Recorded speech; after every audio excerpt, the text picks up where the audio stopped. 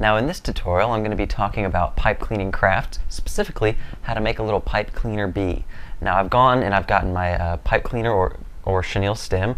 In this case I've got this little black and white striped, or black and yellow rather, striped one, and since I want it to be a fairly round coil, I'm just going to coil it around my own thumb.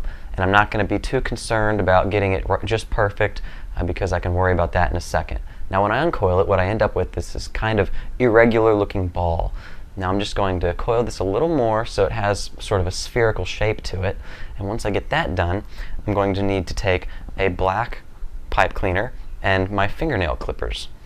And like I said earlier, you just cut off a little length of the pipe cleaner to whatever you need. I'm going to coil this one around a pencil because I want it to be a little tighter. This is going to be the head of the bee.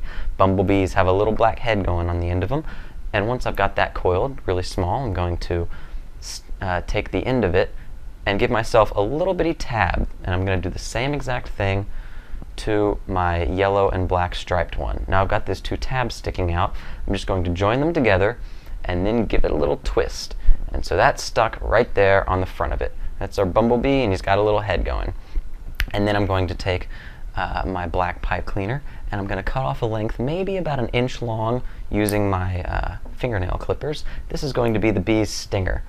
I'm going to bend it over in half so we've got a little point on the end of it, and then I'll take the two loose ends, stick it over one of the pieces on the other end, the opposite end that we put the head on, take it out here a little bit, and there you go. You've got your little stinger going on your buzzing bee. Now what would a bee be without wings? I'm going to take the remaining length of this black pipe cleaner, bend over both ends to the center, and it creates this little wing looking shape.